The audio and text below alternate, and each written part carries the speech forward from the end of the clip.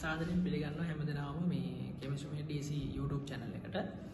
අද එතකොට මේ යාන්ත්‍ර විද්‍යාව පාඩමේ චලිත ප්‍රස්ථාර වලට අදාළ MCQ ටික විවරණය කරන්න තමයි බලාපොරොත්තු වෙන්නේ. මොකෝ හේතුව මේ ඔයාලා කලින් අර චලිත ප්‍රස්ථාර වල මම කලින් කරපු වීඩියෝ එක බැලුවා නම් ඒකේ තේරිලා ඇති තර්කයට චලිත ප්‍රස්ථාර හිතන්නේ කොහොමද? ඒ කියන්නේ ප්‍රස්ථාරයක් අරගත්තාම ඒක තර්කානුකූලව හිතලා උත්තරයක් අරගන්නේ කොහොමද කියලා කියන එක මම ඉතා සරල ප්‍රස්ථාර ටිකකින් පැහැදිලි කරා. එතකොට දැන් මෙතනදී තියෙන මේක තමයි මේ අපි දැන් මේ කතා කරන්න යන්නේ විභාග MCQ ටික. ඒතර මම හිතුවා ඒ කියන්නේ නිකම්ම ඕගොල්ලෝ දැන් පාඩම් කරලා ඉවර වෙලා මේ ඒ කියන්නේ කාට සමහර ගොඩක් වෙලාවට අපි කට පාඩම් කරලා ඉවර වෙලා තමයි ඔය ප්‍රස්ථාර වලට උත්තර ගන්න යන්නේ. මේක කියන්නේ එක්ක කිසි තර්කයක් නැතුව තමයි උත්තර ගන්න යන්නේ. ඒතර ඒ නිසා එහෙම කරනවට වඩා මොනවා හරි තර්කානුකූල විදිහකට මේ උත්තර ටික ගන්න පෙළඹෙන එක වැදගත් කියලා. මොකෝ ඒ වැදගත් කියලා. ඒ හේතුව හින්දා තමයි මේ MCQ ටික විවරණය කරන්න කියලා හිතුවේ.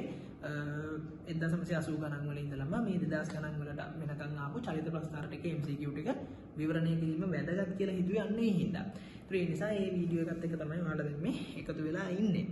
ඒතර ඒත් එක්ක කියන්න ඕනේ මේ අපි ඔන්ලයින් ක්ලාස් එකේ යාන්ත්‍ර විද්‍යාව පාඩම දැන් පටන් අරගෙන සති දෙකක් කතා කළා.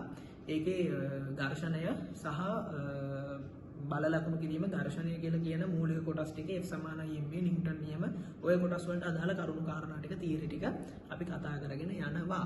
ඒතකොට එතනක් තියෙන වැදගත්කම තමයි කියන්නේ තර්කානුකූලව විශේෂයෙන් යාන්ත්‍ර විද්‍යාව අහුුනේ නැති අයට තර්කානුකූලව ඉතා සරල තැන ඉඳලා මේක ඩිවෙලොප් කරන්නේ වර්ධනය කරන්නේ කොහොමද කියලා කියන එක ඔන්ලයින් ක්ලාස් වල අපි කතා කරගෙන යනවා. ඒක ඒකට සහභාගී වෙන අයගෙන් ඉතා ඉහළ ප්‍රතිචාර තියෙනවා. ඉතින් ඒ කියන්නේ ඒක ඉතා හොඳින් කෙරීගෙන යනවා. ඒ නිසා දැන් යාන්ත්‍ර විද්‍යාව පාඩම සම්පූර්ණ වෙන්නේ ඔන්ලයින් ක්ලාස් එක සහ YouTube වීඩියෝස් කියලා කියන දෙකම එකට එකතු වුණාම ඒ නිසා කවුරු හරි කෙනෙක් ඒකට සම්බන්ධ වුණේ නැත්නම් ඒ අයටත් සම්බන්ධ වෙන්න ලින්ක් එක මම පහළ ඩිස්ක්‍රිප්ෂන් එකේ දාලා තියෙනවා. කැමති කෙනෙක්ට සම්බන්ධ වීමේ හැකියාව තියෙනවා. අපි ලබන සතියේ ගම්ම්‍යතාවය සහ ඔය ගැටුම් ගැන කතා කරන්න තමයි බලාපොරොත්තු වෙමින් ඉන්නේ සහ පුළුවන් වුණොත් කාර්යශක්තිය ක්ෂමතාවය කියලා කියන කොටස ආරම්භ කරන්න තමයි බලාපොරොත්තු වෙමින් ඉන්නේ. රයිට්. එතකොට අපි බලමු මේ ප්‍රස්ථාර සෙට් එක දැන් මේකේ MCQ ටික කරන්නේ කොහොමද කියලා. අපි මුලින්ම පටන් අරගන්නේ 1983 විභාග ප්‍රශ්නකින්. ඒකේ අහන්නේ මේ නිශ්චලතාවයේ සිට නිදහසේ වැටෙන බෝලයක් තිරස් පොළවක් සමග පූර්ණ ප්‍රත්‍යස්ත ගැටුමක් සිද්ධ කරනවා. ඒ කියන්නේ මෙන්න මේ වගේ මෙහෙම බෝලයක් තියෙනවා. මෙයා පහළට වැටෙනවා නිදහසේ. නිදහසේ වැටෙනවා කියලා කියන්නේ අපි දන්නවා ආරම්භක ප්‍රවේගය බිඳුවයි. මේ විදිහට ඇවිල්ලා වැටිලා මෙයා මොකද වෙන්නේ? යම් කිසි කෙනෙක් පොළොවට වැටිලා මේ පොළවේ වදිනවා. වැදිලා පොළා පනිනවා. අපි කියන්නේ බවුන්ස් වෙනවා. පොළා පනිනවා. හරිද? ආපහු උඩට යනවා. ඔක තමයි සාමාන්‍ය වෙන සිද්ධිය. මෙතන මෙයාලා කියන සිද්ධිය. එතකොට දැන් මෙතනදී අපිට කියලා දෙනවා බෝලේ ගැටීමෙන් පසු ෂණික නිශ්චලතාවයට පත්වන අවස්ථාව දක්වා. ඒ කියන්නේ මෙහෙම ආපු බෝලේ මෙතන වැදිලා ආයෙත් යනවනේ. ගිහිල්ලා මෙතනට වෙනවා. එයා මෙහෙම උඩට ගිහිල්ලා මෙහෙම චලිතයක් සිද්ධ කරන්නේ නෙමෙයි. මෙහෙම වැදිලා මෙතන වැදිලා ඉවරලා ආපහු උඩට ගිහිල්ලා මෙතනට වෙනවා. ඒක මෙතනට ආපු වෙලාවේ තමයි යා ෂණික නිශ්චලතාවයට පත් වෙන්නේ. ඒතර ඒ ෂණික නිශ්චලතාවයට පත්වන මොහොත දක්වා චලිත ප්‍රස්ථාරය තමයි අපෙන් අහන්න තියෙන්නේ. අපෙන් අහන්න තියෙන්නේ ප්‍රවේග කාල ප්‍රස්ථාරය කොහොමද එන්නේ කියලා. එතකොට ඒක ගන්න අපිට මේගොල්ලෝ පොඩි දත්තයක් මේ ගානේ දීලා තියෙනවා පූර්ණ ප්‍රත්‍යස්ත ගැටුමක් සිද්ධ කරනවා කියලා.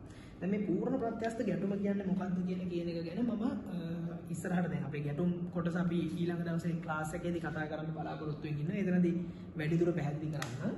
කොහොම නමුත් පූර්ණ ප්‍රත්‍යස්ත ගැටුමක් කියලා කියන්නේ ගැටුමට කලින් චාලක ශක්තිය ගැටුමෙන් පස්සේ චාලක ශක්තියට සමානයි කියලා කියන එකයි ඒකේ අදහස. ඒතර ගැටුමට කලින් චාලක ශක්තිය ගැටුමෙන් පස්සේ චාලක ශක්තියට සමානයි. ඒකේ අදහස මේ බෝලේ මෙතන විතර වදිනවනේ. ඒ වදින මොහොතේ එයා සතුව තිබිච්ච චාලක ශක්තිය. ඒ කියන්නේ මෙයා මෙහෙම පහළට එන වෙලාවේ මෙතන වදින්න ඕන මෙන්න වෙලාවේ එයා සතුව තිබිච්ච චාලක ශක්තිය EK නම් හරිද? වැදුනයි පස්සේ උඩට යනකොට ඒත් එයා සතුව ආරම්භක චාලක ශක්තිය EK-මයි. අපි දන්නවා EK කියලා කියන්නේ භාගයයි mv වර්ගයනේ. EK කියලා කියන භාගයයි mv වර්ගය. ඒතර බෝලේ මෙතන මේ වැදෙන්න කලිනුයි වැදුනයි පස්සේ භාගයයි mv වර්ගය කියලා කියන සම්පූර්ණ ගුණිත වෙනස් වෙලා නැහැ. ඒක බෝලේ ස්කන්ධය කියලා කියන එක නියතයි. ඒක වෙනස් වෙන්නේ නැති බව අපි දන්නවනේ. එහෙනම් මේ E කියේ නියත වෙන්න අනිවාර්යයෙන්ම මේ V නියත විය යුතුයි. ඒකේ අදහස V නියත විය යුතුයි. උතන තේරුම් ගන්න. ඒකේ අදහස මෙයා මෙහෙම පහළට එන ප්‍රවේගය V නම් එතන වැදිලා එයා ඉහළට යන ප්‍රවේගයත් V ම තමයි කියලා කියන එක තමයි ඒකේ අදහස. ඒතර මේ දෙකම V නම් හරිද? අපි ආයනික පැත්තට දන්නවා මේ දෙකම V නම් මෙයා මෙතන ඉඳලා මෙතනට එන උසයි නේද? කලින් මෙතන ඉඳලා අපි ගන්න. මෙයා මෙතන ඉඳලා පහළට ගිහපු උස අපි හිතමු මීටර් x මීටර ගානක් ගියේ කියලා බලන්න. එහෙනම් මෙතනින් උඩට යන්නේ අනිවාර්යයෙන්ම x මීටර ගානක් නැවත උඩට යනවාම තමයි. ඒකේ අදහස ඔන්න ඕක. ඒතර ඔය ඔක්කොම කතා ටික පූර්ණ ප්‍රත්‍යස්ත ගැටුමක් කිව්ව ගමන් අපේ ඔළුවේ මැවෙන්න ඕනේ. නැත්තම් මේ ප්‍රස්තාරය හිතන්න බෑ. හරිද? ඒතර මොනවද ඒගොල්ලෝ උත්තර ටික දීලා තියෙන්නේ? උත්තර ටික ඒගොල්ලෝ පළවෙනි එකකට දීලා තියෙනවා. මෙන්න මේක ප්‍රස්තාරයක්. මේ ඔක්කොම VT ප්‍රස්තාර. හරිද? පළවෙනි එක ඔන්න වගේ හැඩයක්. හරිද? දෙවෙනි එක අපිට දීලා තියෙනවා මෙන්න මේක හැඩයක්. හරිද? මේකත් VT. හරිද? තුන්වෙනි එක අපිට ඒකවල දීලා තියෙනවා මෙන්න මේ වගේ හැඩයක්. හරිද? මෙන්න මේ වගේ හැඩයක්. ඊළඟ එක අපිට දීලා තියෙනවා ආයි මෙන්න මේ වගේ හැඩයක්. මෙන්න එකයි ඔන්න වගේ හැඩයක්. ඊළඟ එක අපිට දීලා තියෙනවා මෙන්න මේ වගේ එකක්. මෙන්න මෙහෙම එකයි ඔන්න ඔහොම එකයි වගේ හැඩයක්. හරිද? එතකොට මේකෙන් මොකක්ද උත්තරේ? හරි? දැන් අපි දන්නවා මෙතන ඉඳලා පහළට එනකොට හරිද මම අර හිතන්න කිව්ව විදිහට හිතන්න පුරුදු වෙන්න. චලිතය පටන් අරගන්නේ මේක දෛශික අදිශද කියලා මුලින්ම හිතන්න ප්‍රවේග කාල ප්‍රස්ථාරයක් හින්දා දෛශික අදිශ ප්‍රස්ථාරයක් විදිහට මම හිතන ෆෝමැට් එක හිතන විදිය ගැන කලින් වීඩියෝ එකක් කළා. ඒක බැලුවා නැත්තම් බලන්න. හරිද? මේක දෛශිකයක්ද අදිශයක්ද කියලා බැලුවාම අපිට තේරෙනවා මේක දෛශිකයක්. එහෙනම් ප්‍රවේගයේ පැත්ත මාරු වීමක් තියෙනවා. නේ? කලින් මෙහෙම පහළට ආපු ප්‍රවේගය ඊළඟට උඩට කියන ප්‍රවේගයක් බවට පත් වෙලා. ඒතර ප්‍රවේගයේ පැත්ත මාරු වෙලා. එහෙනම් ප්‍රවේගයේ පැත්ත මාරු වෙලා නම් අනිවාර්යෙන් ඍණාක්ෂයේ ප්‍රස්ථාරය දෙන්න ඕනෙමයි. කොටසක් දාන කොටසක් ඍණ. එහෙම කියපු ගමන්ම උත්තර තුනක් අපිට අයින් කරලා දාන්න පුළුවන්. මේ තුන් දෙනාම ඊට පස්සේ ඉතින් අයින් වෙලා යනවා මේ දෙන්න. මොකද ඍණ පැත්තට ගිහින් නැහැ. හරිද? ඒතර මොකෝ ප්‍රවේගයේ දිශාව මාරුණා නම් ප්‍රවේගයේ දිශාව පැත්ත මාරුණා නම් අඳින්නේ ප්‍රවේග කාල ප්‍රස්ථාරයක් නම් අනිවාර්ය ඍණාක්ෂය ආයුතුමයි. ඒ නිසා මේ දෙක අයින් වෙලා යනවා කිසි කතාවක් නැහැ. පහළට වැටෙන්නේ මෙයා ගුරුත්වජ ත්වරණය කියන ත්වරණයෙන් නේ. ඒක බොහොම පැහැදිලිනේ. මෙයා පහළට වැටෙන්නේ ගුරුත්වජ ත්වරණය කියන ත්වරණයෙන්. ඒ ගුරුත්වජ ත්වරණය කියන ත්වරණයෙන් පහළට වැටෙන්නේ හැබැයි මෙයා පහළට එන වෙලාවෙත් ගුරුත්වජ ත්වරණය පල්ලෙහාට හරිද හොඳට තේරුම් ගන්න. පහළට එන වෙලාවෙත් ගුරුත්වජ ත්වරණය පල්ලෙහාට මෙතන වැදිලා උඩට යන වෙලාවෙත් ගුරුත්වජ ත්වරණය පල්ලෙහාටමයි. හරිද? ගුරුත්වජ ත්වරණය පල්ලෙහාටමයි. එතන අපි දැන් මේක දෛශිකයක්ද අදිශයක්ද කියලා බැලුවා. ඊට පස්සේ චලිතය පටන් ගන්න වෙලාවේ ප්‍රවේගය කීයද? මෙතන අපි කතා කරගත්ත බිඳුවයි කියලා. එහෙනම් ප්‍රස්ථාරය පටන් ගන්න යුත්තේ බිඳුවෙන්. හරිද? හැබැයි දැන් අවාසනාවට අපිට දීපු ප්‍රස්ථාර ඔක්කොම ටික බිඳුවෙන් පටන් ගන්න ඒවා තියෙනවා. ඒකෙන් අපිට මේක අයින් කරගන්න බෑ. එතන අපි දෛශිකයක්ද අදිශයක්ද කියලා බැලුවා. පටන් ගන්න තැන කොතනද කියලා බැලුවා. එහෙනම් මේ දෙක හරියන්නේ නැත්නම් දැන් හිතන්න තියෙන්නේ අනුක්‍රමණ සහ අන්තක්ඛණ්ඩ ගැන. දැන් මේ ප්‍රස්ථාරය අනුක්‍රමණය කොහොමද? අනුක්‍රමණය අපි දන්නවා VT ප්‍රස්ථාරය අනුක්‍රමණය කියලා කියන්නේ ත්වරණය. හරිද? ඉතින් මෙයා වැඩෙන්නේ ගුරුත්වජ ත්වරණයෙන් පහළට.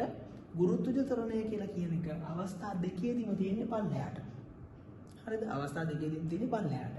ඉතින් ඔයා පළවෙනි අවස්ථාවේ මේ ප්‍රස්ථාරය අරගන්නේ පහළට තියෙන ප්‍රවේග ඔක්කොම ටික ධන කියලා. හරි? පහළට තියෙන ප්‍රවේග ඔක්කොම ධන කියලා යරන් තියෙන්නේ මේ. මේකෙත් මේ පළවෙනි කොටස උඩට ධන පැත්තට ඇඳලා තියෙන්නේ. මේකෙත් ධන පැත්තට ඇඳලා තියෙන්නේ. මේකෙත් ධන පැත්තට ඇඳලා තියෙන්නේ. එහෙනම් පහළට තියෙන ප්‍රවේගය ධන නම් අනිවාර්යයෙන්ම අපි පහළට තියෙන රාශියෙන් ඔක්කොම ටික ධන කියලා නරන් තියෙන්නේ. එහෙනම් මේ ගුරුත්වජ ත්වරණය තියෙන්නේ පල්ලෙහාට. එහෙනම් ගුරුත්වජ ත්වරණයත් ඒ වෙලාවේ ධන විය යුතුයි. එහෙනම් ගුරුත්වජ ත්වරණය හැමතිස්සෙම පල්ලෙහාටම තියෙන්නේ. මේ පැත්ත මෙතන ඉඳලා පහළට එද්දිත් පහළට තියෙන්නේ. උඩට යද්දිත් පල්ලෙහාටමයි. හරිද? ඒ විදිහට තියෙන නිසා හරිද? ඒ විදිහට තියෙන නිසා මේ ප්‍රස්ථාරයේ අනුක්‍රමණය ධන විය යුතුයි. ධන අනුක්‍රමණයක් විය යුතුයි. සහ ගුරුත්වජ ත්වරණය අවස්ථා දෙකේදීම නියත නිසා හරිද? ගුරුත්වජ ත්වරණය අවස්ථා දෙකේදීම නියත නිසා ඒ අනුක්‍රමණය නියත විය යුතුයි. එහෙනම් මේකේ තියෙන්නේ නියත අනුක්‍රමණයක් තියෙන ප්‍රස්ථාරය තමයි උත්තරේ එන්න ඕනේ. ඒතර නියත අනුක්‍රමණයක් කොහොමද තේරෙනවා මේ දෙකේම නැහැ කියලා. ඒතර උත්තරය අපිට ගන්න වෙන්නේ මෙන්න මේ උත්තරේ. පැහැදිලිද? දැන් තියෙන ගැටලුව හරිද මෙන්න මේ මොකද්ද උත්තරේ එතන තියෙන හරිද සහ අපිට තව දෙයක් මේකෙන් ගන්න පුළුවන් මම කිව්වා මෙතන ඉඳලා මෙතනට තියෙන උසයි මෙතන ඉඳලා මේක වැඩිලා ආයි උඩට යන උසයි දෙකම සමානයි එතකොට x දුරක් පහළට ආවොත් x දුරක් උඩට යනවා එතන අපි දන්නවා ප්‍රවේග කාල ප්‍රස්ථාරයේ දුර කියලා කියන්නේ වර්ගඵලය හරිද ප්‍රවේග කාල ප්‍රස්ථාරයක දුර කියලා කියන්නේ වර්ගඵලය එතන ප්‍රවේග කාල ප්‍රස්ථාරයේ දුර කියලා කියන්නේ වර්ගඵලය නම් අපි දන්නවා මෙන්න මේ පැත්තට තමයි මෙයා පහළට ආපු චලිතය මෙතන ඉඳලා තමයි ඉහළට ගිය චලිතය. එහෙනම් මෙන්න මේ වර්ගඵල දෙක සමාන වෙන්නත් ඕනේ. හරිද? තව තියෙනවා. හරිද? මේක මෙතන ඉඳලා මෙතනට එනකොට ආපු ප්‍රවේගය හිතන්නකො 20යි ms වෙන එක කියලා. 20යි නම් එයා උඩට යන්න පටන් ගන්නෙ 20ෙන්මයි. ඒක අපි කතා කරගත්තා. නේ පහළට එනකොට 20 නම් උඩට යන්න පටන් ගන්නෙ 20ෙන්මයි. ඒ නිසා හරිද? ඒ නිසා මෙන්න මේගේ 20යි නම් මෙතනගේ 20යි නම් හරිද මෙයා මෙන්න මෙතන පටන් ගන්න කීයක් වෙන්න ඕනද 20ක්ම වෙන්න ඕනේ හැබැයි ඒක ඍණ පැත්ත මාරු වෙන හින්දා පැහැදිලිද ඔය ඔක්කොම ටික ඕකෙන් අපිට පැහැදිලි කරන්න පුළුවන් හරිද ඒතර ඒක තමයි ඒකට උත්තරේ හරි ඔය අවිල අපි කතා කරේ 1983 අහලා තියෙන ප්‍රශ්නේ හරිද ඒක මම මහන්න හරි ඉන්න පොඩ්ඩක් සමාවෙන්න හිතන්න යන්න එපා. හරිද? ටිකක් වෙලා යනවා මකන්නකෝ.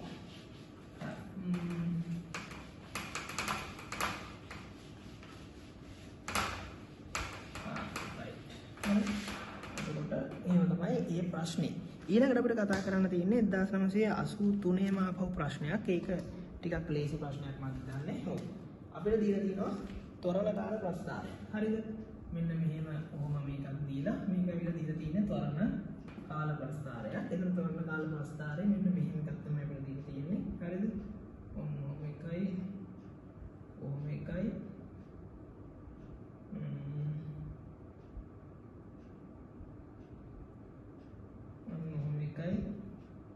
ඔන්න එකයි වගේ තමයි දීලා තියෙන්නේ. පෙනුමේ හැටියට මෙන්න මේ උසයි සමානයි. පෙනුමේ හැටියට මට හරියට මේක ෂුවර් නෑ මේක මේ ඇදලා තියෙන විදිහට පෙනුමේ හැටියට මේ උසයි සමානයි. එතන මේ ත්වරණය සහ කාලය අතර ප්‍රස්ථාරයක් අපිට දීලා තියෙනවා. අපෙන් අහන්නේ ප්‍රවේග කාල ප්‍රස්ථාරය අඳින්න කියලා. මේකට ප්‍රවේග කාල ප්‍රස්ථාරය අඳින්න කියලා තියෙනවා. මේක ලේසි නේද? මේක ඕනක් කෙනෙක්ට කරන්න පුළුවන් වැඩක්. අපි උත්තර බලන්න නැතුව නිකම්ම අඳිමු. හතර ගෙලින් අපේ උත්තරේ වෙයි. හරිද? ඔහොම තියෙන එකක මේ අවස්ථාව ටික අනුව ගත්තොත් අපි දන්නවා මේ අඳින්න කියන්නේ ප්‍රවේග කාල ප්‍රස්ථාරයක් නිසා හරිද? මේ දින ත්වරණයනේ. ත්වරණය තමයි ලකුණු කරලා තියෙන්නේ. අපි දන්නවා ත්වරණය කියන්නේ ප්‍රවේග කාල ප්‍රස්ථාරයේ m නැත්නම් අනුක්‍රමණය. මේ ප්‍රවේග කාල ප්‍රස්ථාරයේ ත්වරණ කාල ප්‍රස්ථාරයේ අනුක්‍රමණය තමයි අපි ප්‍රවේගය කියලා කියන්නේ. එතකොට ත්වරණ කාල ප්‍රස්ථාරයේ මුලින් අපිට යම් කිසි ත්වරණයක අගයක් දීලා තියෙනවා. ඒ ත්වරණය නියතයි. ත්වරණය නියතයි කියලා කියන්නේ ප්‍රවේග කාල ප්‍රස්ථාරයේ අනුක්‍රමණය නියතයි. හරිද? එතකොට එහෙනම් හැබැයි ඒ වගේම මේ ත්වරණය ධන. ත්වරණය ධන නිසා ප්‍රවේග කාල ප්‍රස්ථාරයේ අනුක්‍රමණය ධන අනුක්‍රමණයක් විය යුතුයි. හරිද? ධන අනුක්‍රමණයක් විය යුතුයි. එතකොට ඉතින් අපිට කියන්න තියෙන්නේ මොකද්ද? යම් කිසි ප්‍රවේගයකින් පටන් අරගෙන යන ධන අනුක්‍රමණයක් සහිත ප්‍රස්ථාරයක් අපි ඔහම අදිනවා. ඊට පස්සේ ත්වරණය වැඩි වෙනවා. ත්වරණය වැඩි වෙනවා කියලා කියන්නේ ධන අනුක්‍රමණය වැඩි විය යුතුයි. මීට වැඩිය ධන අනුක්‍රමණය පොඩ්ඩක් මොනවා වෙන්න ඕනේ? වැඩි වෙන්න ඕනේ. ඔන්න ඔය විදිහට වැඩි වෙනවා. හරි ලේසි. එන්නේ දෙයක් නැහැ. ඊට පස්සේ මොකද උනේ? ත්වරණය ඍණ වුණා. ත්වරණය ඍණ නම් අනුක්‍රමණය ඍණ විය යුතුයි. එහෙනම් මෙහෙම කියපු ත්වරණය දැන් මොකද උනේ? අනුක්‍රමණය ඍණ වුණා. හරි. දැන් මේකේ ප්‍රශ්නේ තියෙන්නේ මේ බෑවුමයි මෙන්න මේ බෑවුමයි කියලා කියන බෑවුම් දෙක බොහෝ දුරට සමාන වෙන්න ඕනේ. මේ උසයි සමානයි නම්. ඒ කියන්නේ මේ ත්වරණය ඍණ 20යි ms වෙන දෙක ත්වරණයක් ධන 20යි ms වෙන දෙක ත්වරණයක් නම් මේ ත්වරණය ඍණ 20යි ms වෙන දෙක ත්වරණයක් විය යුතුයි මගේ මේ ප්‍රස්ථාරයේ පෙනුමේ හැටියට. ඒත් මෙයා ධන 20යි මෙයා ඍණ 20යි නම්. හරිද? මෙයා ධන 20යි මෙයා ඍණ 20යි නම් මෙන්න මේ බෑවුම් දෙක මොකද වෙන්න ඕනේ? මේ අනුක්‍රමණ දෙක මොකද වෙන්න ඕනේ? සමාන වෙන්න ඕනේ. මම මෙච්චර කියන්නේ මේවා හරියට තේරුම් අරගන්න ඕන නිසා. හරිද? ඊට පස්සේ මෙතනට එනකොට ත්වරණය ඍණ එහෙනම් අනුක්‍රමණයත් ඍණමයි.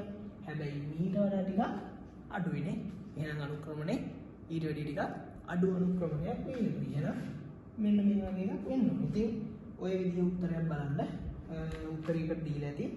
උත්තරේ මගේ හිතේ දෙක. හරිද? මේ වගේ උත්තරයක් දීලා තියෙන ප්‍රස්තාරය තමයි එන්න ඕනේ. හරිද? ඒක චුට්ටක් හිතුවනම් අඳින්න පුළුවන් ඇති දෙයක් නැහැ.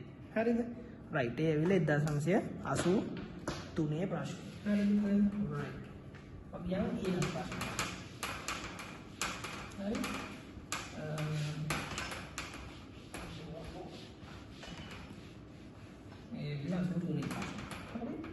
ඊට පස්සේ කතා කරන්න තියෙන්නේ 84 ප්‍රශ්නයක්. හරිද? ඒ 84 ප්‍රශ්නේ.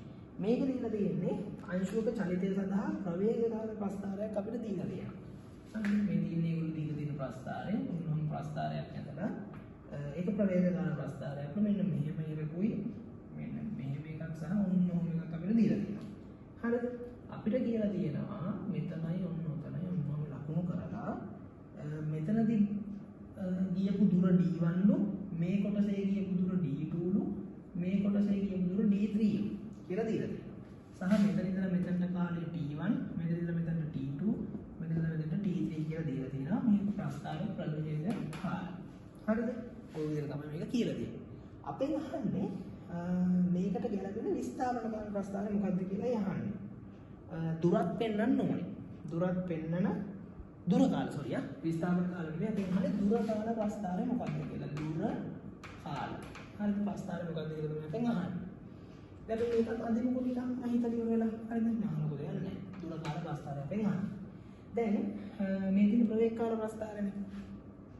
අතන ඔයගොල්ලෝ දන්නවා ප්‍රවේගකාර ප්‍රස්තාරය දුර කියලා කියන්නේ ප්‍රවේගකාර ප්‍රස්තාරයකින් අපි දුර ගන්නකොට ප්‍රවේගකාර ප්‍රස්තාරයක දුර කියලා කියන්නේ මොකක්ද? මේක වර්ගඵලය. හරි දුර කියලා කියන්නේ වර්ගඵලය. එතකොට දැන් ඒ වගේම පෙන්වලා තියෙන්නේ මෙතන ඔයාලට පේනවා වෙනස් වෙන්නේ නැති ප්‍රවේගයක්. මේ මුල් ටිකේ. මේක වෙනස් වෙන්නේ නැති ප්‍රවේගයක්. ඒ වෙනස් වෙන්නේ නැති ප්‍රවේගය කියලා කියන්නේ ඒකාකාර ප්‍රවේගයක්. ඒකාකාර ප්‍රවේගය කියන්නේ ඒකාකාර ප්‍රවේගයක්. දුරකාල ප්‍රස්තාරයක මේක අපි dt කියලා කියදමු. dt එව දුරකාල ප්‍රස්තාරයක අනුක්‍රමණය තමයි මොකක් කියන්නේ? සෝරි ප්‍රවේග දුරකාල ප්‍රස්තාරයක අනුක්‍රමණය තමයි මෙන්න මේ වගේ දුරකාල ප්‍රස්තාරයක අනුක්‍රමණය තමයි ප්‍රවේගය කියලා කියන්නේ. හරි දුරකාල ප්‍රස්තාරය අනුක්‍රමණය. මේ ඔයගොල්ලෝ දන්නම කතන්දර මම එහෙම හින්දා ලොකුවට පැහැදිලි කරන්න යන්නේ නැහැ. දන්න කතාව නිසා. ඒක දුරකාල ප්‍රස්තාරය අනුක්‍රමණය ප්‍රවේගය. ඒක දුරකාල ප්‍රස්තාරයක හරිද? අපි ප්‍රවේගය නැමි ප්‍රවේගකාර ප්‍රස්තාරයේ ප්‍රවේගය නියතයි නම් මේ කොටසේ දුරකාල ප්‍රස්තාරයේ මොකක් වෙන්න ඕනද? නේද? දුරකාල ප්‍රස්තාරයේ ඒ කොටසේ අනුක්‍රමණය නියත වෙන්න ඕනේ. දුරකාල ප්‍රස්තාරයක් හැමතිස්සෙම පටන් ගන්න බිඳුවෙන්. මම ඒක ගිය සතියේත් කිව්වා. කලින් වීඩියෝ එකේදීත් කිව්වා. එහෙනම් මේක මෙතනින් තමයි පටන් ගන්න. බිඳුවෙන් පටන් ගන්න. ඒතර මෙතන මේ ප්‍රවේගය නියතයි නිසා මේ ප්‍රස්තාරය අනුක්‍රමණය නියත වෙන්න ඕනේ. එහෙනම් මම නියත අනුක්‍රමණයක් තියෙන එකක් කියන්න. ඔන්න නියත අනුක්‍රමණය. හරිද? හැබැයි එතනදී කියපු දුර d1 වෙන්න ඕනේ. මේ දුර d1. හරි d1 දුරක් තමයි ගිහින්නේ. ඊට පස්සේ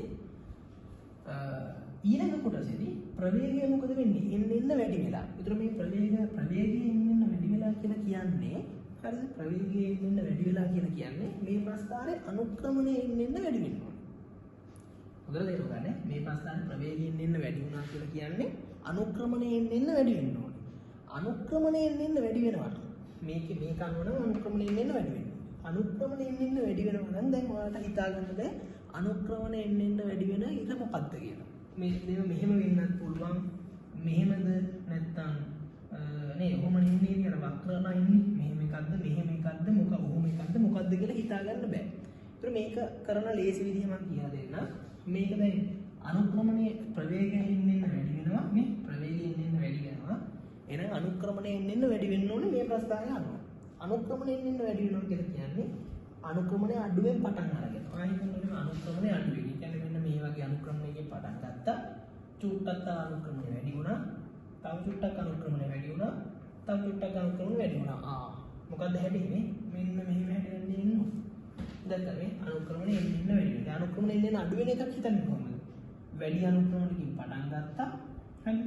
වැඩි අනුක්‍රමණයකින් පටන් ගත්තා ටිකක් අනුක්‍රමණය අඩුණා ටිකක් අඩුණා තව ටිකක් අඩුණා මෙන්න හැටි දැක්කා අර අන්න එහෙම ගන්න පුළුවන් අපිට චූටි ඉරි ටිකක් අඳින්න අනුක්‍රමණ වලට අනුක්‍රමණය එන්න වැඩි වෙනවා කියලා අඩු එකකින් පටන් ගත්තා තව චුට්ටක් අනුක්‍රමණය වැඩි වෙනවා තව චුට්ටක් අනුක්‍රමණය වෙනවා ආයෙත් මෙන්න හැටි හරි ඒ විදිහට අපිට ලේසියෙන් හිතන්න ඕනේ එහෙනම් හරි එතකොට මෙතන මේ විදිහට අපිට අනුක්‍රමණයෙන් එන්න වැඩි වෙන රේඛාවක් එන්න ඕනේ හරිද නියත එකක් ආවා අනුක්‍රමණයෙන් එන්න වැඩි වෙන එකක් ආවා ඕනම හරිද ඊට පස්සේ මොකද උනේ ඊට පස්සේ එකපාරට මෙයා මොකද උනේ ප්‍රවේගය අඩු වෙගෙන ඇවිල්ලා ඒ කියන්නේ මොකද්ද මේ වෙලා තියෙන්නේ මන්දනේ වෙලා නේ මේ වෙලා තියෙන මන්දනේ වෙලා මේක තරණය නම් මේක මන්දනේ ප්‍රවේගය අඩු වෙන මන්දනේ ඒ මන්දනේ නිරූපණය කරන්න කොහොමද මේකෙන් හරිද මන්දනේ නිරූපණය කරන්න කොහොමද මේ විදිහට ගමුකෝ ප්‍රවේගය අඩු වෙගෙන ඇවිල්ලා ඒ ප්‍රවේගය අඩු වෙගෙන එනවා කියන්නේ අනුක්‍රමණය අඩු වෙගෙන එන්න ඕනේ එහෙනම් අර වගේම තමයි මොකද අනුක්‍රමණය අඩු වෙන්නේ කොයි විදිහටද මෙහෙම ප්‍රස්තාර අනුක්‍රමණය අඩු වෙන්නේ කොහොමද අනුක්‍රමණය නේ වැඩි එක තිබුණා හරිද ටිකක් අඩු වුණා මෙන්න හැටි එහෙනම් මොකද වෙන්නේ මෙහෙම ආපු එක ඔන්නෝම හැඩයක් වෙන්න ඕනේ ඔන්න වගේ තමයි ප්‍රස්තාර එතකොට මෙන්න මෙතන ඉඳලා මෙතනට වෙනකන් ටික අපිට ගන්න හැකි D1 කියලා හරිද ඊට පස්සේ මෙන්න මෙතන ඉඳලා මෙතනට එනකන් ටික අපිට ගන්න හැකි හරි අපිට ගන්න හැකි D1 ධන D2 කියලා. ඊ දුරනේ දුර D1 මේක D2 නෙමෙයි D1 ධන D2 තමයි මෙතන ආගේ. හරි ඊට පස්සේ අන්තිම කෙලවරේ යන්නේ එහෙනම් මොකක් වෙන්න ඕනද D1 ධන D2 ධන D3 වෙන්න ඕනේ. තේරුණාද? ඔන්න ඔය විදිහට තමයි මේ ප්‍රස්තාරය මේකට කන්වර්ට් වෙන්නේ. තේරුණාද? ප්‍රස්තාරය කන්වර්ට් වෙන්නේ ඒ හින්දා. මෙතන තව ක්ලියර් පැහැදිලි කිරීමක් තියෙනවා කරන්න. දැන් අපි ගමුකෝ මෙහෙම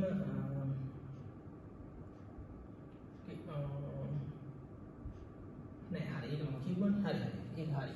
රයිට් ඔව් මම කියද්දි කිව්වා හරි. පැහැදිලි. ඔන්න ඔය විදිහට තමයි මේ ප්‍රස්තාරය අපිට කන්වර්ට් කරන්න පුළුවන් වෙන්නේ. හරි පරිවර්තනය කරන්න පුළුවන්. මේ විදිහට උත්තරේ දීලා ඇති. මේකේ උත්තරේ 4ද කොහෙද තියෙන්නේ? උත්තර නම් පොල්ලට පේනවනේ. හරි ඔය විදිහට තමයි ප්‍රස්තාරය එන්නේ. පැහැදිලිද? right. ඊළඟට තියෙන ප්‍රශ්නේ ටිකක් සුපිරි එකක්. හරිද? ටිකක් විතර අමාරු ප්‍රශ්නයක්. අමාරු කියන්නේ මේක කුඩා සංකීර්ණ කොට දෙකේ මොන දෙයට හදන්න පුළුවන්. එහෙම නැත්නම් මේක සරල MCQ ක්‍රමයකට කොහොමද කරන්නේ කියලා කිව්වොත් මම කියන්න. හරිද? ලොකු ප්‍රශ්නයක් නෙමෙයි. නමුත් මේ MCQ ක්‍රමයට කොහොමද මේක හදන්නේ කියලා කියන්න. හරිද? ප්‍රශ්න තමයි මෙන්න මේක. 1984 දී ප්‍රශ්නයක්.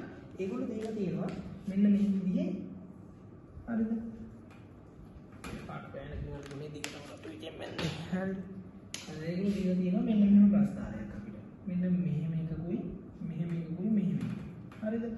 මේකේ දීලා තියෙනවා ඔන්න ඔහොම ඉඩවල් දෙකක් එක්ක මේ දිග T1 මේ දිග T2 මේ කාලය T2 මේ කාලය T1 ඊට පස්සේ මේ කාලය T3 අන්න මේ කාලය T3 මේ තුනේම එකතු අපිට දීලා තියෙනවා මිනිත්තු 36යි කියලා. හරිද? මේ තුනේම එකතුව මිනිත්තු 36යි කියලා අපිට දීලා තියෙනවා. හරිද? මිනිත්තු 36යි. එතකොට මේක VT ප්‍රස්තාරයක්. මෙයා V මෙයා T. හරි? VT ප්‍රස්තාරයක්. අපිට කියනවා x හා y දුම්රිය ස්ථාන දෙකක් අතර දුම්රියක චලිතය සඳහා ප්‍රවේග කාල ප්‍රස්ථාරවල මේ පෙන්වලා තියෙන්නේ. හරිද? ප්‍රවේග කාල ප්‍රස්ථාරවල T1 T2 T3 කාලාන්තර තුලදී T1 T2 T3 කියන කාලාන්තර තුලදී මේ කෝච්චිය ගියපු දුරවල් ටික ඒගොල්ලෝ අපිට දීලා තියෙනවා. මෙතනදී ගියපු දුර 3 කිලෝමීටර්. මෙතනදී ගියපු දුර 11 කිලෝමීටර්. මෙතනදී ගියපු දුර 2 කිලෝමීටර් කියන ඒගොල්ලෝ අපිට දීලා තියෙනවා. හරිද? අපෙන් අහන්නේ දුම්රිය උපරිම ප්‍රවේගය කොච්චරයි? ඒ කියන්නේ වෙන විදිහකට කියනවා නම් මෙන්න මෙතන අගය තමයි අපෙන් අහන්නේ. මෙන්න P අගය තමයි අපෙන් අහන්නේ. හරිද? ඕක හදන්න ඔකට නිකන් සාමාන්‍ය විදිහට සුළු කරගෙන ගියොත් මේක මාර සංකීර්ණයි. මම මීට වැඩිය ලේසි ක්‍රමයකට මේක හදන විදිය කියන්නේ. දැන් හිතන්නකො මේක මේ විදිහට අපි මෙහෙම හිතුවොත් හරිද? හරි? අපි ওই විදිහට හිතුවොත් මේ ප්‍රස්ථාරේ මෙන්න මේ කොටස කිලෝමීටර් 3යි කියලා කියන්නේ. ඒ කියන්නේ මෙන්න මේ කොටසේ වර්ගඵලයෙන් හේතුව කිලෝමීටර් 3. මෙතන කිලෝමීටර් 11යි කියලා කියන්නේ මේ කොටසේ වර්ගඵලයෙන් හේතු කිලෝමීටර් 11. මෙතන කිලෝමීටර් 2යි කියන්නේ මේ කොටසේ වර්ගඵලය නේද කිලෝමීටර් 2. ඒ කියන්නේ අපි දන්නවනේ ප්‍රවේගකාර ප්‍රස්ථාරයක වර්ගඵලය තමයි දුර කියලා කියන්නේ. හරිද? එතකොට මෙතන කිලෝමීටර් 3යි නම්. හරිද? මම මෙතන ඇඳගත්තොත් මෙන්න මෙහෙම තවත් මේ විදිහෙම ත්‍රිකෝණයක්. මෙතනට කොහොම ඉරක් ගහලා මම මේ ඇඳ විදිහේ තවත් ත්‍රිකෝණයක් ඇඳගත්තොත් මේකේ වර්ගඵලය සමානයි. ඒ නිසා මෙතනත් කිලෝමීටර් 3යි. හරිද? මම කියන්නේ වැඩි ලේසි කරන්න යන්නේ. ඒතර මේකේ 11යි නම් මෙතන කිලෝමීටර් 2යි නම් මෙන්න මේ ත්‍රිකෝණ කෑල්ල මම මේ ප්‍රස්ථාරම මෙහෙට ඇඳගෙන මෙතනත් මට කිලෝමීටර් 2යි කියලා කියුවා. දැන් මම මේ ලොකු මෙන්න මෙහෙම එකක් හදාගෙන මෙන්න මෙහෙම හැඩයක් හදාගත්තනේ. දැන් මට හරි ලේසි මේ වැඩේ කරන්න. ඒතර හිතන්නකෝ මගේ මෙතන ප්‍රවේගය v නම් මට කෙලින්ම කිව්ව හැකි v වාරයක් හරිද? මෙන්න මේ කාලය. ඒ කියන්නේ මිනිත්තු 36. මිනිත්තු 36 කියලා කියන එක සමාන වෙන්න ඕනේ මේ සම්පූර්ණ දුරට. ඒක සම්පූර්ණ දුර අපි දන්නවා කෝච්චිය ගියේ ඇත්තටම 3යි 2යි 5යි 11යි 16 වුණාට මේ 3යි මේ 2යි මේ 11යි 16 වුණාට මම මේ ඇඩ් කරගත්තත් අනිත් 3යි අනිත් 2කුත් තියෙනවනේ මේ සම්පූර්ණ රූපේ ගනින්න. ඒ හින්දා සම්පූර්ණ මේ ගියපු එකේ වර්ගඵලය වෙන්නේ 21යි. එහෙනම් සම්පූර්ණ දුර 21යි කියලා ගන්න හැදුවා නම් හරි. ඇයි මම මේ ප්‍රස්ථානේ ලොකු කරගත්ත නිසා. හරිද? එහෙනම් මේක එකතුව 21 කිලෝමීටර වලට සමාන වෙන්න ඕනේ. මම මේක ඒකක පරිවර්තනය කරනවා මේගොල්ලෝ අපිට උත්තරය දීලා දෙන පැයට කිලෝමීටර වලින් නිසා. ඒතර එහෙනම් මේක කිලෝමීටරමනේ. මෙයා මම පැය කරගන්නවා. ඒතර මට මොකක්ද දෙන්නේ? v වැඩි කිරීම 36 බෙදීම 60 සමානයි 21යි. එහෙනම් මේ v වලදී අපිට නිකම් වෙනවනේ මේ 60 වරක් 21 බෙදීම 36 6න් බෙදුවාම 10යි 6න් බෙදුවාම 6යි 3න් බෙදුවාම 7යි 3න් බෙදුවාම 2යි 10න් බෙදුවාම 5යි. උත්තරේ 35යි. පැයට කිලෝමීටර. වලින් උත්තරේ. තේරුණා? ඒ විදිහේ උත්තරයක් දීලා ඇති MCQ එක ඕගොල්ලෝ බලන්න. හරිද? දැන් ඔය විදිහට තමයි ඒ ගන්න හදන්නේ. මේ වගේ ටයිප් එකේ ඒවා නැවත අහන්න හැකියාව තියෙනවා. ඒ නිසා ඒ ටෙක්නික් එක පුරුදු වෙන්න මම ඒක කරපු විදිය හිතන විදිය. මොකද මම නැතුව මේක භාගයයි T1 වැඩි කිරීම V3යි. ඊට පස්සේ T2 වැඩි කිරීම V11යි. භාගයයි T3 වැඩි කිරීම 2 භාගයයි T3 වැඩි කිරීම V කියලා කියන්නේ 2යි. ඔහොම දාගෙන මේක හදන්න කරන්න බෑ මේ වැඩේ. ඒ නිසා ලේසියට මේ විදිහට කරගත්ත ගමන් නිකම් තේරෙනවා කිසිම කරදරයක් නැතුව. හරිද? right. එතකොට ඔන්න ඒ. හරි?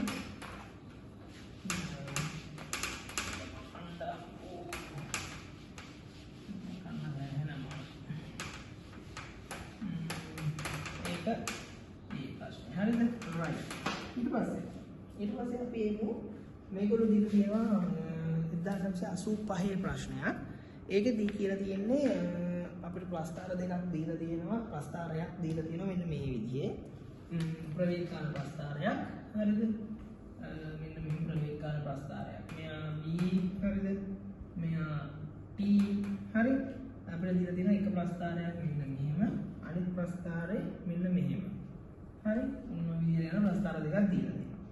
මේකේ A කියන මෝටර රථයක් මාර්ග සංඥා එළියකට නතර කර එහි ආලෝකයේ කොළ පැහැවූ විගස නැවත ගමන ආරම්භ කරන ලදී. ඒතර මේ පෙන්වන්නේ A ගේ ප්‍රස්ථාර රේඛාව. හරිද? ඊට පස්සේ කියනවා B මෝටර රථයක් ඒ වෙලාවෙදිම එයාව පාස් කරගෙන ගියාලු. එයා යන්නේ නියත ප්‍රවේගයෙන් කියලා දීලා තියෙනවා. හරිද? එයා යන්නේ නියත ප්‍රවේගයෙන් කියලා අපිට දීලා තියෙනවා. ඒතර මේ තියෙන්නේ B. හරිද? එතකොට අපි මෙන්න මෙතන අගින් අපිට දීලා තියෙනවා 30යි කියලා.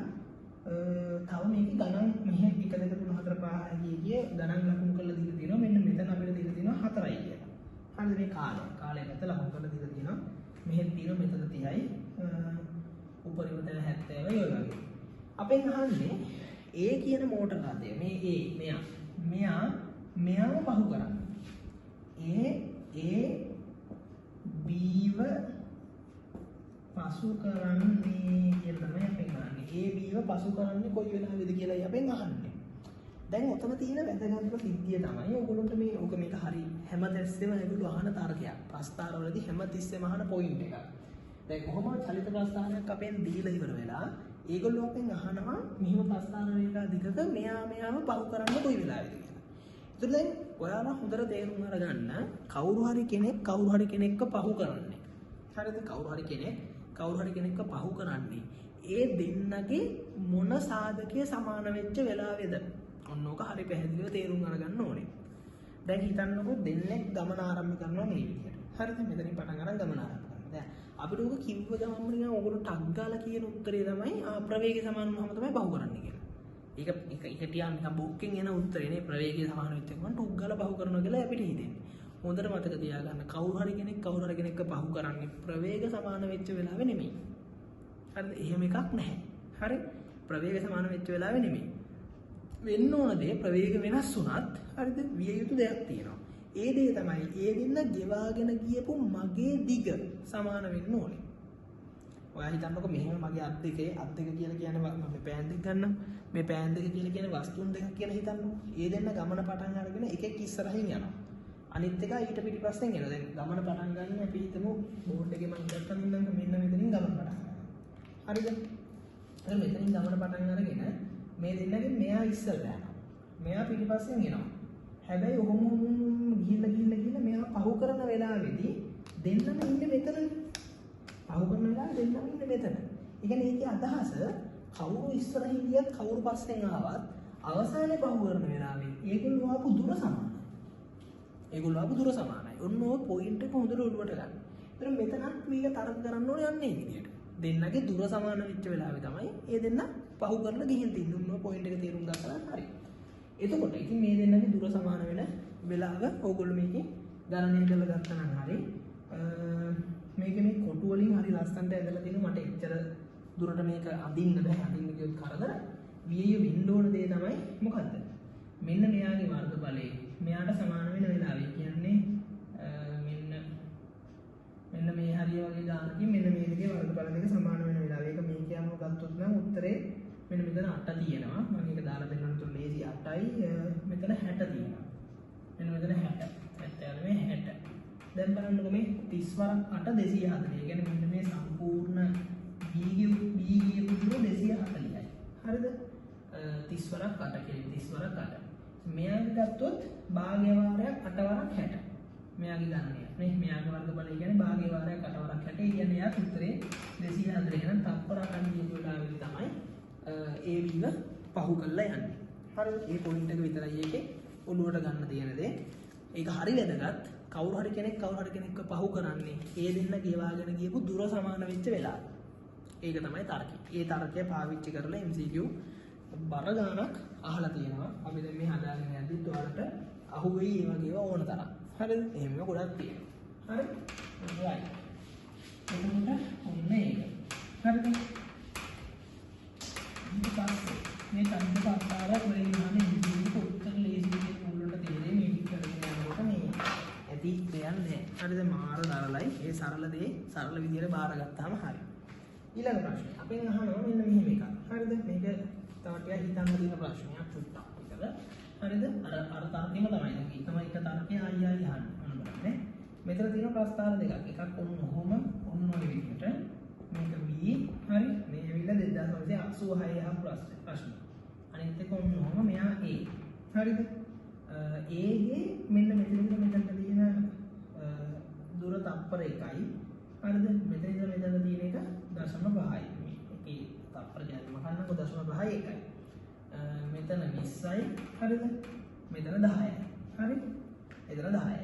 අපෙන් අහනවා මේ සමාන්තර මාර්ග දෙකක් මත එකම දිශාවට ගමන් ගන්නවා A සහ B දුම්රිය දෙකක් ප්‍රවේග පැයට කිලෝමීටර වලින් කොහොමද පෙන්නලා තියෙනවලු ගමන ආරම්භයේදී A දුම්රිය B දුම්රියට වඩා කිලෝමීටර් 10ක් ඉස්සරහින් ඉන්නවා. මෙයා ඉන්නේ +10 කිලෝමීටර් නැත්නම් +10 කිලෝමීටර් ඉස්සරහින් තමයි මෙයා ඉන්නේ. මේ A ඉන්නේ. දැන් අපෙන් අහනවා ප්‍රශ්න සෙට් එකක්. ඒගොල්ලෝ t සමානයි 0.5 පැය වූ විට B දුම්රිය A දුම්රිය පහු කරයි. t මෙන්න මේ 0.5 වෙනකොට B එක පහු කරයි. ආයි මොකක්ද ඒගොල්ලෝ අහන්නේ? ඒගොල්ලෝ අහන්නේ වෙන මොකක්වත් නෙමෙයි. අපි දන්නවද කියලා ගෙවාගෙන ගියපු මගේ දිග මාර්ගයේ දිග සමාන වෙච්ච වෙලාවේ එක්කෙනෙක් අනිත් එක්කෙනාව පහු කරනවා. හැබැයි මෙතන එකම එක පොඩි වෙනසක් තියෙනවා. මෙයා පටන් අරගන්නේ කිලෝමීටර් 10ක් ඇති. B ට වඩා. ඒ පොයින්ට් එකත් ඔළුවේ තියාගන්න. එතකොට 0.5 ඉන්නේ මේක මේ වෙලාවේ ඉන්නේ 0.5 කියලා කියන වෙලාවෙදී මේගොල්ලෝ අපෙන් අහන්නේ පළවෙනි පොයින්ට් එක t සමානයි 0.5 වූ විට b දුම්රිය a දුම්රිය පහු කරනවා. ඒතර b දුම්රිය a දුම්රිය පහු කරන්න නම් දැන් හිතන්නකො මෙන්න 0.5 විච්ච වෙලාවේ මෙයාගේ වර්ගඵලය b ගේ වර්ගඵලය වාර තේරෙනවා ගාන හදලා බලුවොත් භාග්‍ය වාරයක් 0.5 වැඩි කිරීම 20 උත්තරේ 5යි. මේ කැලල 5යි. හරිද? මේක 5යි. ඊට පස්සේ මෙයාගේ ගත්තොත් එයා මොකද වෙන්නේ? මෙයා එකයිනේ. මෙන්න මේ කොටසේ වර්ගඵලෙ කීයද? ඒකත් 5ම තමයි. sorry 0.5 වෙච්ච වෙලාවේ මේක අන්ත මේ 0.5 වෙච්ච වෙලාවේ a ගේ වර්ගඵලය දාන හදලා බලුවොත් ඔයාලට තේරෙයි මෙතන 5යි 0.5 නිකන් මේක 2.5ක් වගේ. හැබැයි ඒතොර a ඉන්නේ කිලෝමීටර් 10ක් ඈත ඉන්නේ. එහෙනම් එයා ඉන්න මාර්ගයේ දිග දැන් මෙතන ඉඳලා අපි ගත්තොත් a කියලා කියන කෙනා ඉන්නේ 12.5ක් ඈත. 12.5ක් ඈත. b මොකද මෙතන 2.5යි එයා ආරම්භයේදී එයා ඉන්න 10යි දෙක එකතු 12.5යි. b ඉන්නේ කෙලින්ම 5ක් ඈත. ඒ කියන්නේ b ඉන්නේ මේ හරිය. පහු කරන්න පුළුවන්ද? පහු කරන්න බෑ. දෙවෙනි එක බැලුවොත් t සමානයි පැයක් තප්පරයක sorry මෙන්න මෙතන වූ විට b එක පහු කරනවා කියලා කියන්නේ. ඒක මොකද වෙන්නේ? තප්පරයකට මෙන්න මේ වෙලාවේ තප්පර නෙමෙයි කිලෝමීටර් පැයද කොහෙද මන්ද කොහමරි එකක් වෙච්ච වෙලාවේ මෙන්න මේ කොටසේ වර්ගඵලය සම්පූර්ණයෙන්ම හදලා බැලුවොත් මෙන්න මේ කොටස ඒට අදාළ කොටසේ වර්ගඵලය ඒකේ උත්තරය කීයද? භාග්‍ය වාරයක් 10 වැඩි කිරීම 1. ඒක 5යි. හරි. ඒ කියන්නේ a ඉන්නේ කොච්චරක් ඈතින්ද? a ඉන්නේ 15ක් ඈතින්. පටන් ගත්ත තැන ඉඳලා. හරි. ඒ වෙලාවෙම b අරගෙන බැලුවොත් b ගේ මේ කොටස 5යි. ඒක අපි දාන්න. මේ කොටස 5යි. මේ කොටස ගත්තොත් මේ කොටසේ වර්ගඵලය කොච්චරයිද? 0.5 වාර 20. එහෙනම් මේ කොටස 10යි. එහෙනම් b ගේ සම්පූර්ණ දුර මේ කොටසේ 5යි මේ කොටසේ 10යි 15යි. එහෙනම් එයත් ඉන්නේ පටන් ගත්ත තැනේ සිට 15ක් දුරින්. අනිවාර්යයෙන් මොනවා වෙන්න ඕනද? මෙච්චරක් වෙනකොට b ඒව බහු කරන් යනවා. හරිද? ඒකේ උත්තරේ හරි පැහැදිලි. ගන්නකොටම තේරෙනවා. ඉතුරු එක ටික ඔයගොල්ලෝ ගාන හදලා බලුවාම තේරෙයි ගණන් වලට කියන්නේ. මේ පොප් මේ වලට බලුවාම තේරෙයි. උත්තරේ ඒව නෙමෙයි. මේක තමයි උත්තරේ කියලා ගාන හදපු ගමන් තේරෙනවා. තේරුණාද? හරිම easy. ඇති දෙයක් නැහැ. තර්කය අරකයි මොකද්ද? පහු කරන්නේ මාර්ගයේ දිග සමාන වෙච්ච වෙලාව. ප්‍රවේගය සමාන වෙච්ච වෙලාව නෙමෙයි පටන් අරගෙන හෝම යනකොට ගෙවාගෙන ගියපු මගේ දිග මාර්ගයේ දිග සමාන වෙච්ච වෙලාව තමයි පහු කරලා දාන්නේ. නැතු ඊට කලින් පහු කරන්න බෑ. හරි. අපි එන්නේ ඊළඟට. හරිද? ඊළඟ ප්‍රශ්නේ තමයි විභාග විහාරයේ ඉතිරි එකක්. හරි. මේක දැන් අන්නර කලින් අපිට වඩා පොඩ්ඩක් දෙක ඉක්කොලෝ වෙනස් කරලා අහනවා. හරිද? මොකද වෙනස් කරලා අහලා දෙනවා බලන්න. හරි? කියනවා රබර් බෝලයක්. හරිද? මෙන්න මේ වගේ ওই විදිහට තියෙන බෝලයක් අර වගේම මොකද කියන්නේ? නිශ්චලතාවයෙන් අතාරිනවලු. හැබැයි වාතය නිසා ඇතිවන ප්‍රතිරෝධය නොසලකා හැරලා බෝලේ චරිතය වඩාත්ම හොඳින් නිරූපණය කරන්න කොමුකේද කියලා අපෙන් අහනවා. ඒගොල්ලෝ සාමාන්‍ය බෝලයක් වැටෙනකොට ඒ කියන්නේ කලින් එකේ වගේ අර පූර්ණ ප්‍රත්‍යස්ත ගැටුම් සිදු කරනවා අරන් මේව බයිලා මුකුත් මේකේ කියලා නැහැ. ඔන්න ඔකයි තේරුම් ගන්න ඕනේ. කලින් ප්‍රශ්න වගේ හිමව මුකුත් කියලා නැහැ. ඒතර දැන් ඔයගොල්ලෝ දන්නවා දැන් මෙහෙම පුෂ්ඨයක් නම් තියෙන්නේ රබර් බෝලයක් කොහොම අතහැරියොත් මෙහෙම දැන් අපි හිතමු මෙතනින් පටන් ගත්ත මේක බෝඩ් එක කියන්නේ මෙතනින් පටන් ගත්තා කියන පළවෙනි අවස්ථාවේ මෙතන මෙහෙම වෙදිලා මෙතන වදිනවා. වෙදිලා උඩ බයිනවා. හැබැයි කලින් තරම් උඩ යන්නේ නැහැ නේ. කලින් තරම් උඩ යන්නේ නැහැ නේ. රබර් බෝඩ් අතහැරලා තියෙනවන්නේ. කලින් තරම් උඩ යන්නේ නැහැ. වාත ප්‍රතිරෝධය නිසා එතකොට මේ අප්‍රත්‍යස්ත ගැටුම නිසා ශබ්දයේ විදිහට චාලක ශක්තිය හානි වෙන නිසා වගේ ගොඩක් හේතු හින්දා මොකද වෙන්නේ? ඒක අර තිබිච්ච මෙතනටම උඩට යන්නේ නැහැ. දැන් මෙතන නම් ගානේ කියන වාත ප්‍රතිරෝධයක් නැහැ කියලා. අමුතු වාත ප්‍රතිරෝධයක් තිබ්බත් නැතත් මොකද වෙන්නේ? ඒකේ ඒ විදිය තමයි. හරි? එච්චර උඩට යන්නේ නැහැ. ඒතර ඒ නිසා මෙහෙම ඉඳලා මෙතනට යනවා. ඊට පස්සේ මොකද වෙන්නේ? ආයි පහළට එනවා. වදිනවා. වැදිලා ඊළඟට එච්චරවත් උඩ යන්නේ. එනවා එච්චරවත් යන්නේ. එනවා එච්චරවත් යන්නේ නතර වෙනවා. කොහොමද වෙනදී? ඒක කොහොමද මේක ප්‍රවේගකාර ප්‍රස්ථාන කියනවලු වෙන්නේ? හරිද? අපි ගන්න ප්‍රවේගකාර ප්‍රස්ථාන. කොහොමද මේක ප්‍රවේගකාර ප්‍රස්ථාන වෙන්නේ? හරිම සරලයි. අපි දන්නවා ගුරුත්ව ත්වරණය හැමතිස්සෙම පහළට තමයි තියෙන්නේ. ගුරුත්ව ත්වරණය වෙනස් වෙන්නේ නැහැ හැමතිස්සෙම පහළට. පහළට තියෙන ගුරුත්ව ත්වරණය අපි ගන්න කියලා හිතමු. පහළට යන ප්‍රවේගයත් ඒ කියන්නේ මේ පැත්තට තියෙන ප්‍රවේගයත් අපි ඝන ප්‍රවේගයක් ලෙස හිතමු. එහෙනම් මොකද වෙන්නේ? බිඳුවෙන් තමයි පටන් ගන්න. මේක නිශ්චලතාවයෙන් පටන් ගන්න නිසා. හරිම ලේසි මේවා ඇති දෙයක් තියෙනවද බලන්න. මොකද වෙන්නේ? අපි මේක වැටෙනවා නම් ගුරුත්ව ත්වරණයෙන් හින්දා ওই විදිහට වෙන්න ඕනේ. ප්‍රස්ථාරයේ ඉන්නේ මොකද හේතුව නියත අනුක්‍රමණයක්. හැබැයි පුතෝ මෙතන වැදුනයින් පස්සේ එයා ගමන ආරම්භ කරනවා. නැවත උඩට යන්න. දැන් මෙහෙම ගිහිල්ලා වැදිනවනේ. වැදිලා දැන් අපිට මෙයා බිඳුවෙන් පටන් අරන් වදින්න කලින් ප්‍රවේගය 20යි වුණාට ආපහු උඩට යන්න පටන් ගන්න 20ෙන් නෙමෙයි. ඒ 20ෙන් පටන් ගත්තා නම් මෙතනට වෙන්නේ බෑ. 20ෙන් නෙමෙයි පටන් ගන්න. ඊට වැඩිය අඩු ගානකින්. ඒ නිසා මෙතන අපි මොකද වෙන්නේ? මෙතන ගන්න තරම්ම පහළට යන්නේ නැහැ. මෙන්න මේ හරියම පටන් ගන්න. එහෙම වෙලා මොකද වෙන්නේ? එයා මෙහෙම යනවා. හරිද? හැබැයි මේ අනුක්‍රමණයම වෙනස් වෙනවා. මේ දෙක සමාන්තරයි. ඒ අනුක්‍රමණය වෙනස් වෙන්නේ නැත්තේ ගුරුත්වජ ත්වරණය නිසා. අනුක්‍රමණය ගන්න. වැදිලා මොකද වෙන්නේ? ආයි දැන් මෙතන මෙහෙම වැදුණානේ. වැදිලා උඩ පැත්තට යනවා. හරිද? උඩ පැත්තට ගිහිල්ලා එකපාරට ශනික නිශ්චලතාවය ලැබෙන්න නතර වෙනවා.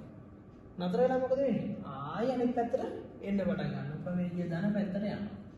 හැබැයි අච්චර උඩට යන්නේ නැහැ. නේද? අර තරම් උඩට යන්නේ නැහැ.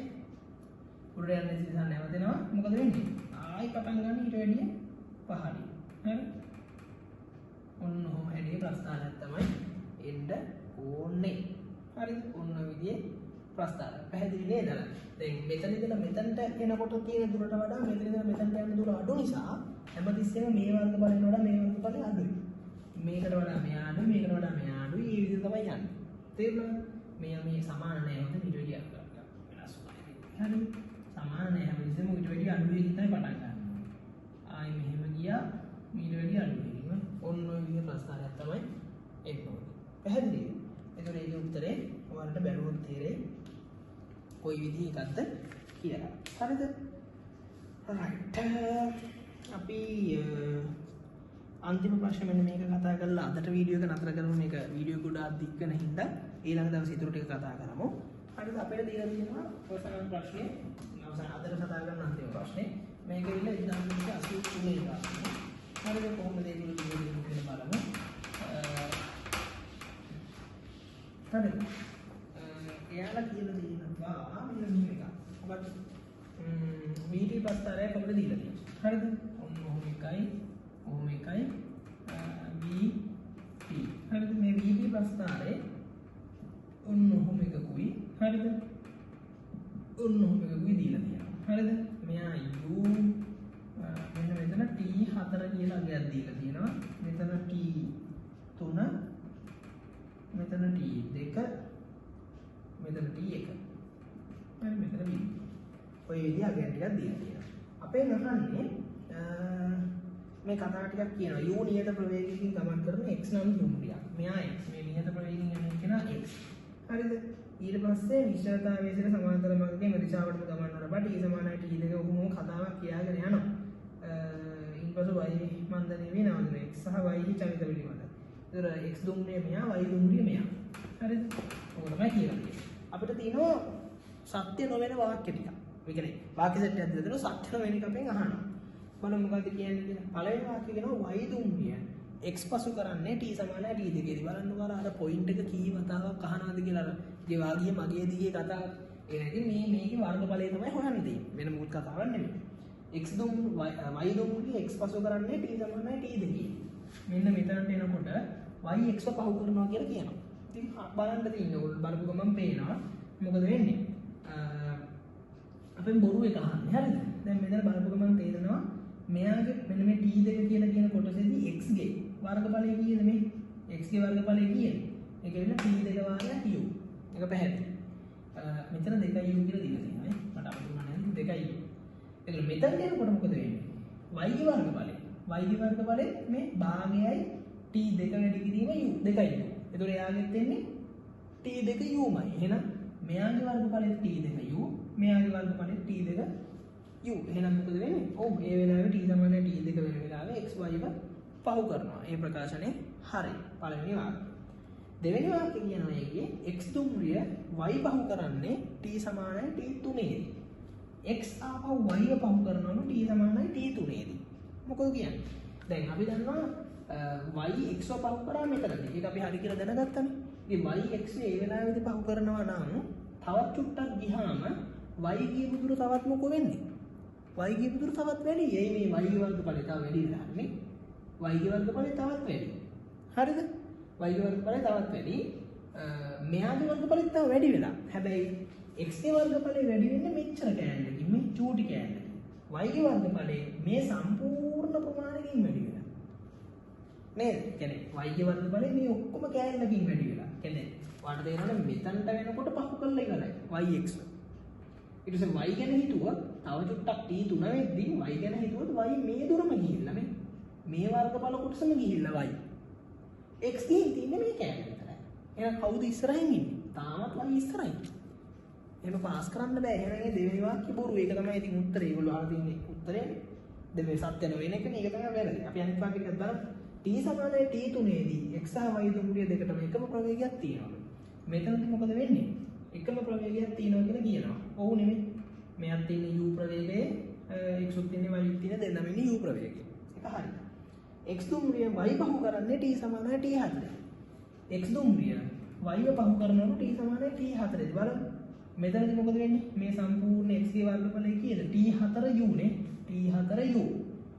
මෙයාගේ සම්පූර්ණ වර්ගඵලය ගාන හදලා බලුවොත් භාගයයි t4 2u. එතකොට ඒක t4u මයි. එහෙනම් ඒක හරි නේද? ආපහු t4 වෙන වෙලාවෙදී x y ව පහු කරනවා ප්‍රතිවිරුද්ධ පැත්තට. මෙයා ගිහිල්ලා මෙයාව පහු කරනවා.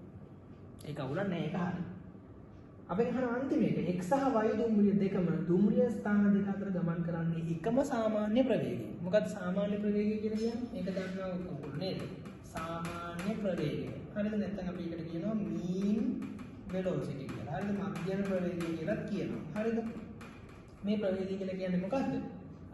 මුළු දුර බෙදීම නේද? මුළු දුර බෙදීම මුළු කාලය. හරිද? මුළු දුර බෙදීම මුළු කාලය. ඔක තමයි මොකක්ද? සාමාන්‍ය ප්‍රවේගය කියලා කියන්නේ. ඒතර මුළු දුර කොච්චරයිද? මෙයා ලියපු අපි x බලමු. x ගියපු මුළු දුර කොච්චරයිද? x ට ගත්තොත් x ගියපු මුළු දුර කොච්චරයිද? මුළු දුර තමයි මුළු දුර කියලා කියන්නේ t4u නේ. x ගියපු මුළු දුර කියලා කියන්නේ t4u. ඒක බෙදීම මුළු කාලය කියලා කියන්නේ t4. t4ට t4 කැපිලා යනවා. ඒකට x ගේ සාමාන්‍ය ප්‍රවේගය u. එක වෙනසක් නැහැ. y මොකද වෙන්නේ?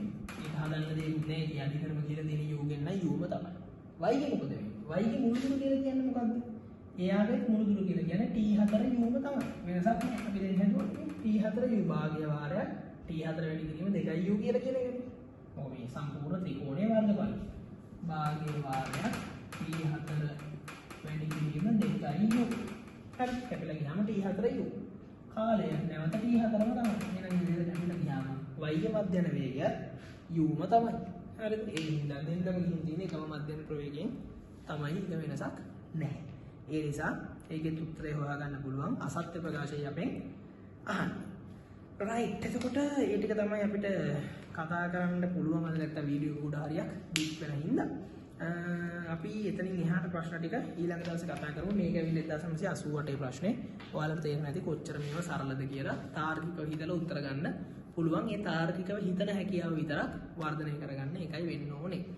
හරි. එතකොට අපි ගම්‍යතාවය සහ මොකද්ද මේ ගැටුම් සහ හැකි වුණොත් කාර්යශක්ති සමතාවය කියලා කියන කොටස් ටික ප්‍රශ්න මූලික කරගෙන කතා කරන්න පටන් අර ගන්නවා ලබන සතියේ.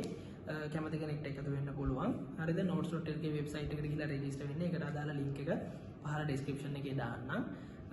අපි ඊතුරු MCQ ටික මේකේ විවරණය කරගමු. එහෙම කරලා මේ චලිත ප්‍රස්ථාර කතාව ඉවරයක් කරගමු. ඒතකොට ඉතින් එහාට අපිට චලිතය සහ ඊට අදාළ ඊතුරු පාඩම ඉතුරු ටික කන්ටිනියු කරගෙන යන්න පුළුවන්.